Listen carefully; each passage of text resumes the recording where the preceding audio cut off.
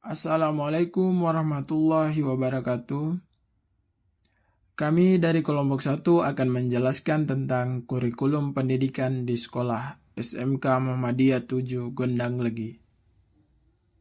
Sebelumnya perkenalkan dosen pengampu Profesor Dr. Tobroni MSI dan anggota kelompok 1 yang pertama Muhammad Rafli, yang kedua Mustaqim B. Malakalu, yang ketiga Nuraini Eni S. Talkim, yang keempat Kholilatul Faizah, yang kelima Hilda Nurillah. Baik, langsung saja. Baik, di sini saya akan menjelaskan indikator yang pertama, yaitu perencanaan. Yang pertama, bagaimana proses penyusunan kurikulum yang dilakukan setiap tahun di sekolah SMK Muhammadiyah 7. Berkaitan dengan proses penyusunan kurikulum, tentunya mengacu pada kurikulum nasional, yang dimana sekolah mengikuti keputusan-keputusan yang telah ditetapkan oleh pemerintah. Ketika ada kurikulum baru, pihak sekolah langsung menerapkan sambil mempelajari kurikulum tersebut dan berpedoman pada kurikulum yang akan dijalankan.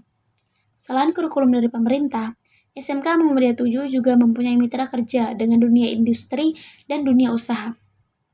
Berkaitan dengan skill, kompetensi, dan keahlian siswa, pihak sekolah meminta pihak DUDI atau dunia usaha dunia industri untuk datang ke sekolah dan menyampaikan seperti apa kurikulum yang ada di standar nasional yang nantinya akan diterapkan kepada siswa SMK Muhammadiyah 7. Kemudian, DUDI juga akan menyampaikan apa saja yang berkaitan dengan DUDI kepada pihak sekolah sehingga saat memberikan pembelajaran sudah bisa sinkron antara kedua lembaga tersebut. Untuk menyinkronkan hal ini tentunya tidak mudah. Jadi, sebelum pihak sekolah menetapkan kurikulumnya, pihak sekolah mendatangkan semua narasumber, contohnya seperti keperawatan yang bekerja sama dengan klinik atau mungkin rumah sakit, farmasi dengan kimia farma, atau listrik dengan Panasonic. Jadi, jika ada perubahan sistem atau mungkin ada pengembangan teknologi yang belum ada di kurikulum nasional, berarti pihak sekolah bisa menyisipkan atau menyiapkan hal itu untuk kurikulum tahun ajaran baru. Yang kedua, siapa saja pihak yang terlibat dalam penyusunan kurikulum. Yang pertama ada pemerintah, yang kedua ada kepala sekolah, yang ketiga wakil kurikulum, yang keempat ada kaprodi, yang kelima ada guru, dan yang terakhir ada DUDI. Pertanyaan yang ketiga adalah bagaimana kurikulum disesuaikan dengan visi dan misi sekolah serta kebutuhan siswa. Visi sekolah yaitu menjadikan sekolah yang islami, unggul, entrepreneur, dan berwawasan internasional. Semua nilai-nilai atau norma-norma yang dicantumkan ke dalam visi sekolah harus disampaikan terlebih dahulu ke pihak DUDI, agar pihak DUDI tahu bahwa sekolah punya nilai-nilai Islam dan entrepreneur. Misalnya, visi Islami. Pihak sekolah mewajibkan siswa untuk memudayakan sholat dan berdoa. Kemudian dicantumkan dalam RPP atau rencana pelaksanaan pembelajaran bahwa langkah utama pembelajarannya harus berdoa sebelum pembelajaran. Bukan hanya itu, SMK Muhammadiyah 7 juga menerapkan sholat duha agar menjadikan visi islaminya semakin baik, dan untuk menerapkan itu, pihak sekolah memutuskan untuk siswa datang ke sekolah lebih pagi atau lebih awal pada pukul 5:30. Yang berikut adalah visi unggul. Dari keunggulan ini bisa menjadi pembeda antara SMK Muhammadiyah 7 dengan sekolah-sekolah lain. Sekolah yang punya diferensiasi jelas harus punya hal yang unik dan membedakan. Dan bagaimana siswa-siswa itu mendapatkan inovasi-inovasi yang berbeda. Contohnya, sekolah SMK Muhammadiyah 7 sudah menginspirasi sebagian orang untuk membuat mobil listrik. Yang berikut, unggul di bidang listrik. Siswa-siswa yang belajar di bidang ini harus tahu bagaimana pengembangan dan memanfaatkan energi dari matahari. Maka di sekolah ini menyediakan pembangkit listrik tenaga matahari. Kemudian lampu. Lampu-lampu yang ada di sekolah SMK Muhammadiyah 7 itu yang maintenance atau menjaga atau memperbaiki itu siswa-siswanya sendiri. Kemudian mobil. Yang membuat beda dengan sekolah-sekolah lain adalah SMK Muhammadiyah 7 mempunyai kursus mengemudi yang merupakan keunggulan tersendiri dari sekolah Muhammadiyah 7.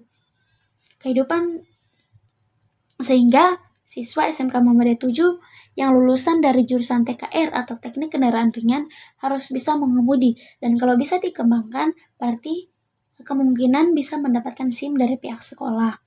Kemudian entrepreneur ini menjadikan siswa bisa mempunyai jiwa wirausaha sehingga dapat menciptakan lapangan kerja. Dan SMK Muhammadiyah 7 sudah mempunyai kantin yang dikelola sendiri oleh siswanya dan sudah berjalan selama 3 tahun, sehingga siswa sudah mempunyai penghasilan sendiri dari usaha tersebut. Yang berikut adalah internasional, visi internasional. Bagaimana spirit dari visi internasional dikembangkan sehingga bisa menjadikan siswa-siswa SMK Muhammadiyah 7 prestasinya tidak hanya skala regional, tapi bisa sampai ke internasional. Yang berikut pertanyaan yang terakhir adalah bagaimana masukan dari guru, orang tua, dan komite sekolah dalam tahap perencanaan kurikulum ini. Ikut dalam verifikasi, komite pasti melihat program apa saja yang sudah dilakukan dalam membukukan penyusunan kurikulum. Guru-guru juga sudah pasti dilibatkan, tetapi hanya beberapa guru yang dilibatkan dalam MGMP, Musyawarah Guru Mata Pelajaran. Musyawarah Guru Mata Pelajaran ini diminta untuk mengusulkan, merevisi kurikulum yang sudah dilaksanakan, kemudian dievaluasi bagaimana ke depannya sehingga bisa disinkron dengan jurusan-jurusan yang lain. Kalau dari orang tua, pihak sekolah mengambil angket dari masing-masing komen dan masukan yang positif yang mendukung keberlangsungan pembelajaran siswa. Bahkan ada orang tua siswa yang mengomentari bahwa, "Bu, Pak, kok anak saya nggak diajari tentang ini, tentang itu?" Nah, dari situ pihak sekolah memutuskan untuk menambah jam pembelajaran siswa. Sekian dari saya, akan dilanjutkan oleh teman-teman saya. Selanjutnya yaitu ada tentang perorganisasian. Yang pertama yaitu bagaimana struktur organisasi atau tim pengembangan kurikulum dibentuk dan diatur di sekolah. Di SMK Muhammadiyah 7 Gondang Legi ini, struktur organisasi atau tim pengembangan kurikulum dibentuk dan diatur oleh kepala sekolah yang memiliki tanggung jawab penuh dan kewenangan tertinggi sebagaimana diatur dalam surat keputusan atau SK. Untuk memastikan kurikulum berjalan optimal di 14 kompetensi keahlian yang ada, kepala sekolah membentuk tim inti yang terdiri dari yang pertama yaitu staf kurikulum. Dipimpin oleh kepala kurikulum, tim ini bertanggung jawab langsung atas pengembangan dan implementasi keseluruhan kurikulum sekolah. Yang kedua yaitu kepala program keahlian beserta stafnya atau biasa disebut dengan Kaprodi. Setiap Kaprodi bertanggung jawab atas kurikulum di program keahliannya masing-masing, yang mana mereka didukung oleh Wakaprodi. Wakaprodi ini merupakan wakil kepala program keahlian yang memiliki 2 staf pendukung utama. Yang pertama yaitu ada bidang kurikulum dan humas yang bertanggung jawab mengkoordinasikan kurikulum spesifik program keahlian dan membangun kemitraan dengan dunia usaha atau dunia industri. Yang kedua yaitu ada bidang sarana dan prasarana yang bertanggung jawab memastikan ketersediaan fasilitas dan peralatan yang menunjang praktik di program keahlian tersebut. Yang keempat yaitu ada guru-guru. Para guru berperan sesuai dengan bidang keahliannya masing-masing, menjadi ujung tombak dalam menyampaikan materi kurikulum di kelas. Yang kedua yaitu ada bagaimana koordinasi dilakukan antara guru, jenjang kelas, dan bidang studi dalam menyelaraskan kurikulum. Penyelarasan kurikulum merupakan tahap krusial setelah lulusan kembali dari praktik DUDI. Proses ini dilakukan secara kolektif untuk memastikan kurikulum sekolah relevan dengan kebutuhan industri.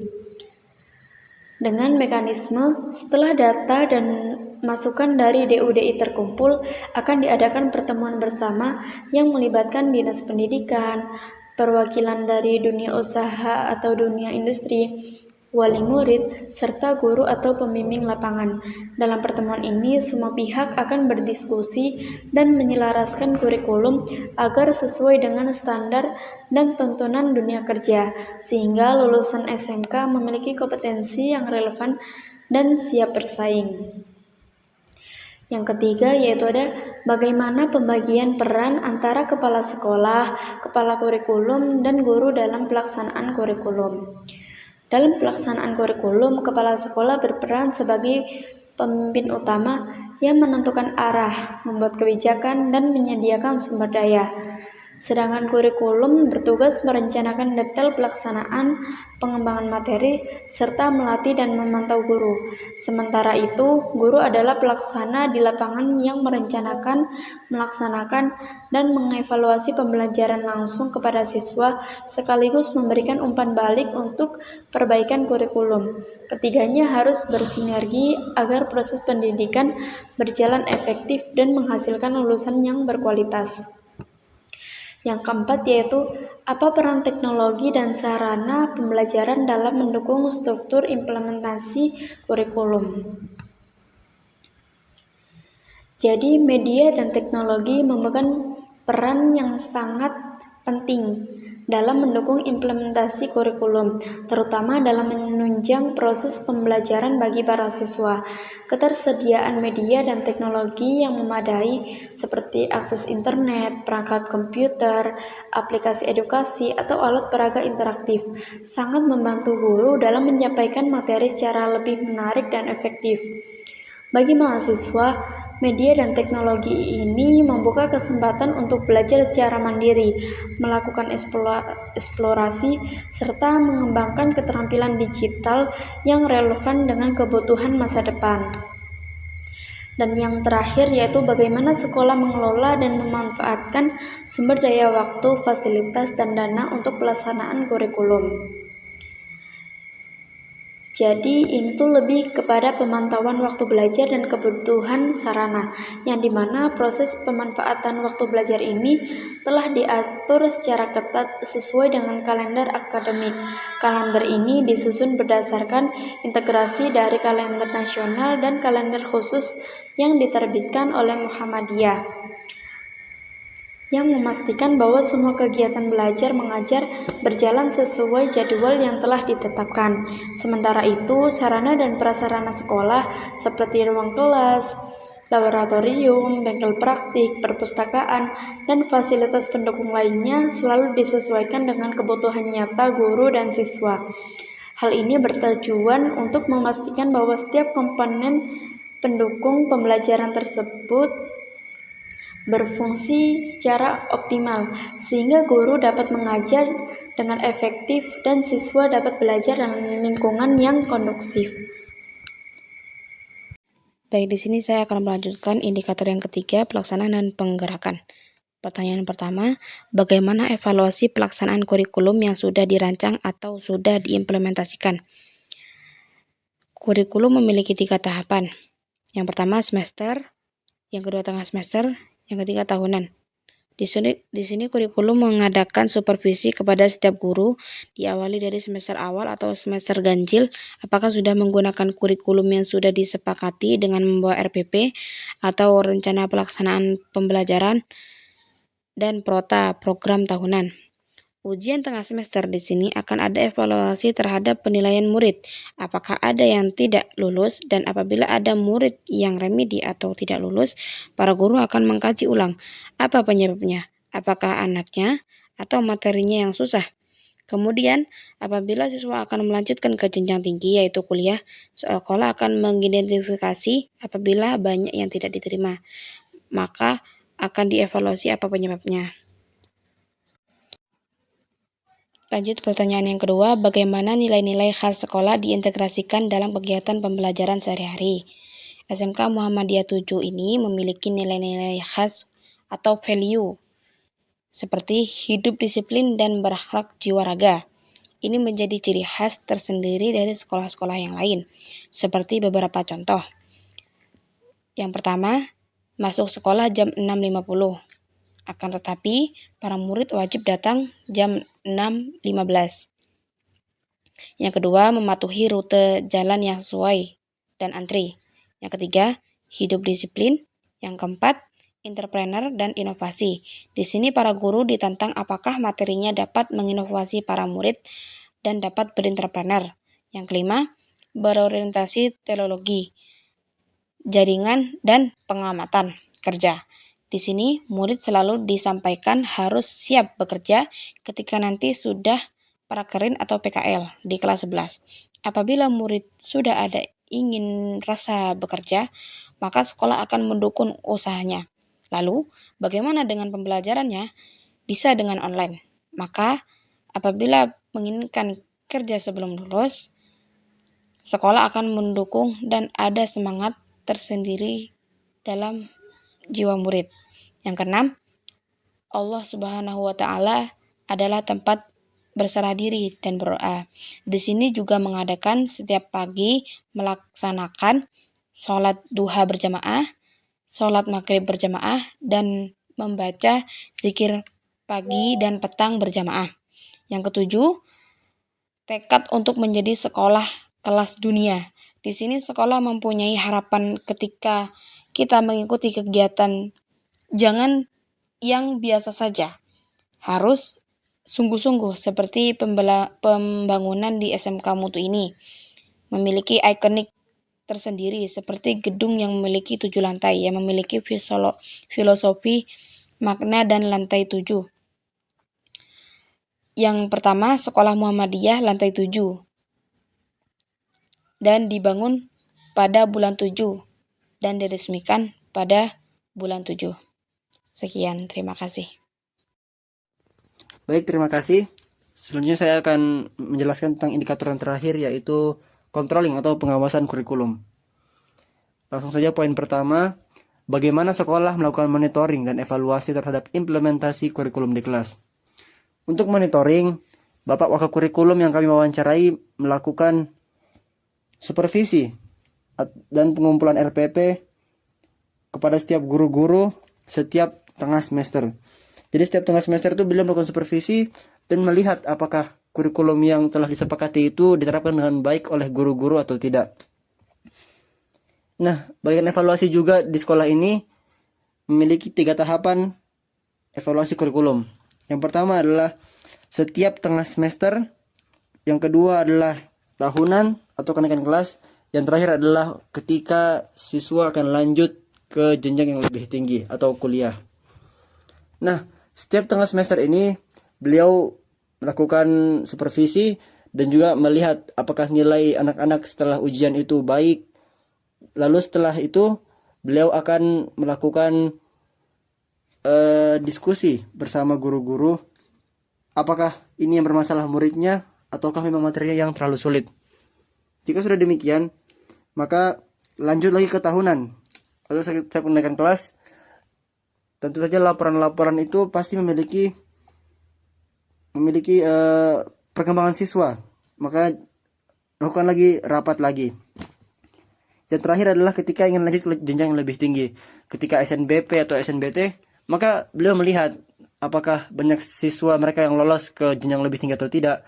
Jika tidak, ya perlu dilakukan pembenahan atau evaluasi dari pihak internal. Nah, selain dari pihak internal, Sekolah Muhammadiyah 7 juga ini, sekolah SMK Muhammadiyah 7 ini juga mendatangkan asesor dari pihak-pihak luar atau mitra-mitra kerjanya, seperti Panasonic, Yamaha, ataupun mitra-mitra lainnya. Jadi mitra-mitra ini akan menilai apakah mereka itu sudah sesuai dengan standar-standar dari mitra-mitra ini. Maksudnya mereka kayak melihat apakah proses pembelajaran itu sudah sesuai dengan kriteria mereka, ya kriteria mereka untuk belajar sesuai dengan bidangnya masing-masing.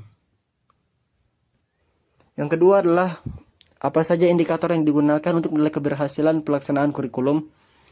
Siswa itu jika mencapai tujuan pembelajaran dari suatu kurikulum, maka itu dianggap berhasil. Lanjut lagi pertanyaan yang terakhir. Bagaimana sekolah menindaklanjuti hasil monitoring dan memberikan umpan balik kepada guru? Sekolah Muhammadiyah SMK Muhammadiyah 7 ini memiliki program workshop bagi guru-gurunya sendiri, yaitu berupa upskilling dan reskilling bagi guru-gurunya. Namun saat ini yang masih diterapkan itu untuk guru-guru kejuruan teknik, karena perlu untuk up berarti artinya adalah meningkatkan skill-skillnya, atau malah reskilling untuk mengubah kembali kemampuan guru-guru tersebut. Jadi dengan demikian maka guru itu akan terus bisa sesuai dengan zamannya, sesuai dengan kemampuan Sekian yang penjelasan dari diperlukan kelompok untuk kami. mengajar anak-anak. Jika ada yang Baik, ingin mungkin sekian dari ditanyakan, saya. silakan komentar di bawah Assalamualaikum warahmatullahi sini. wabarakatuh. Akhirul kalam, assalamualaikum warahmatullahi wabarakatuh.